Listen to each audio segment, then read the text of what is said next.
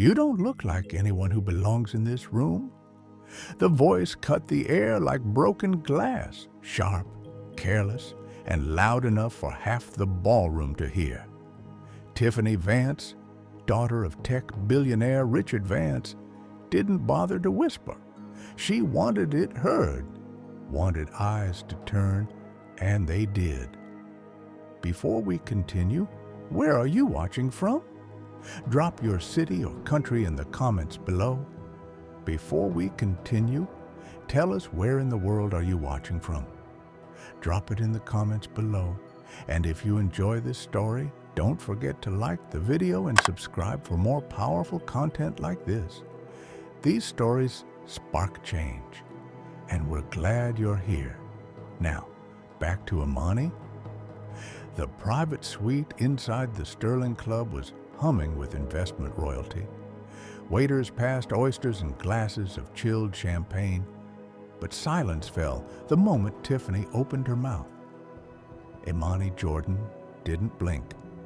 She stood just a few feet away, dressed in a sapphire blue wrap dress that announced control. No logos, no badge. One hand rested on her carry-on, the other held a phone mid-call. Behind her, glass panels overlooked the Chicago skyline. Tiffany's smear. "Oh, come on. I'm not the only one thinking it. She's not press. She's not a speaker." So, who brought the intern? A man near the bar chuckled. Another woman lowered her glass, uncomfortable, but silent. The kind of silence that agreed with power. Even when power was wrong, Imani still said nothing. Her posture didn't shift. Her eyes didn't dart. If anything, she seemed bored. Her silence wasn't passive.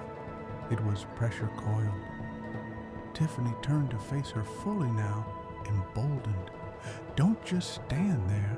What's your name, sweetheart?" No response. "You know what?" Tiffany said louder. "She's probably someone's +1 or worse. Are you here to pitch your skincare line or something?" There were laughs this time, light, polite, but they landed. Still, Imani didn't move. The only sound from her was the soft click of a nail tapping her phone screen once, then silence again. It wasn't defiance. It was detonation, waiting. The Sterling Club buzzed around her. Everything about this room screamed old wealth, old rules. And Imani, she didn't fit their picture. Not with skin like hers, not with silence instead of small talk. She wasn't here to be seen. She was here to see. Every year, the Vance Foundation hosted this closed-door mixer, a chessboard of power, and Imani had played it longer than anyone here realized. No assistant, no PR team, just her and her presence. 10 years ago, she walked into a pitch competition as the only black woman in the room. They called her inspiring, but sent her away with no funding and a fire she never extinguished. Now she walked into rooms like this one, not to be inspired, but to choose who stays. "Excuse me, miss, this area is for active stakeholders only." The voice came from behind Imani, tight with forced politeness. A man in his early 30s, tailored navy suit, name tag reading Brad Jennings, special advisor to Vance Holdings. He wasn't asking, he was telling. Imani didn't turn around. Brad stepped closer. "Unless you're part of logistics or press, I'll have to ask you to clear this perimeter." Tiffany smirked from across the room, sipping her drink. This was coordinated. Imani slowly glanced over her shoulder. A pause like she was giving him a chance to correct himself. He didn't take it. "You don't seem to have a badge," he added, lowering his voice. "These events require confirmation through the board's CRM list, and I'm fairly certain you're not on it."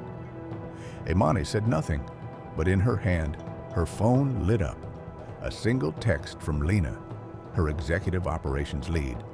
"FYI, Apex's $2.7 billion position still flagged as active on Vance's public disclosures, Want me to freeze comms yet? Imani didn't reply. Not yet. Instead, she turned slowly and finally faced Brad. I see, she said, calm, low. Is there a dress code I missed or just a face code? Brad blinked. You're misinterpreting, he said quickly. I'm just ensuring we maintain the integrity of this space. Imani's eyes swept the room, then landed right back on his.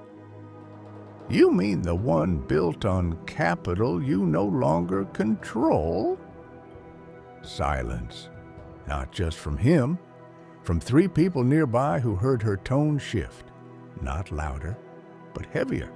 The kind of voice that didn't need volume, only precision. Brad stiffened. Are you suggesting you're involved with Vance's books? Tiffany laughed audibly now. She's probably some consultant who read too many reports. That's when a gray-haired man in a tan blazer, clearly tipsy, raised his glass toward Imani. If you're here for optics, darling, I'd suggest the media room's 2 floors down. The laughter was louder this time, but Imani, she didn't move. Across the room, a junior analyst named Maya paused. She'd seen the exchange. Her eyes flicked from Imani's calm frame to the smirking cluster around Tiffany. Then she looked at her tablet, scrolled, stopped, and froze. At the top of the partner overview document under Apex Capital was a name. Imani Jordan, managing partner, board member, Vance Joint Ventures. Maya's breath caught. She looked up again. Silence, the presence, the phone, it all made sense. Maya stepped forward. Excuse me, she said, addressing Brad. Do you know who she is? Brad blinked. I know who she's not a listed guest. Maya held up the tablet, hand slightly trembling. She's not just a guest, she said. She's a board-level investor. Those 6 words didn't land softly. They cracked something open. Tiffany scoffed. Oh, please, she could have photoshopped that. You people fall for anything. That phrase hung in the air like smoke. You people. Imani's head turned slowly. Her expression shifted, not anger. Focus. She looked at Tiffany, then back at her phone. Lena's message had updated. Red file synced. Standing by. The dam cracked wider. Phones came out. Not recording, but searching. Search bars filled. Imani Jordan Apex. Imani Jordan Forbes. One tap later, her profile lit up screens like a slow dawn. Images from past summits. Interviews titled The Silent Force. One man whispered, she owns $2.7 billion in capital exposure here. A woman nearby answered, correction, she is the capital. Tiffany's voice broke the rising murmur. This is all fake. Daddy would have mentioned her if she mattered. From the back of the room, someone chuckled. She didn't need your daddy to mention her. She owns his fallback plan. The crowd around Tiffany thinned, and right on cue, 2 uniformed security officers stepped inside. Brad motioned toward Imani. She's the problem. But before they could move, Tiffany reached out and touched Imani's shoulder. That was the mistake. The room went still. You just crossed into liability, Imani said, her voice like ice. What are you going to do? Call your supervisor? Tiffany sneered. No, Imani replied. I'm going to call your father's board. And then she tapped her screen. Lena's voice was waiting. Understood. Phase 1 triggered. External comms frozen. Red file sent to Vance Legal. Imani looked back at the guards. I suggest you don't put hands on me again, not unless you'd like to explain under oath why a shareholder was manhandled in her own funded space. The guards froze. Brad's face went pale. The takedown had begun.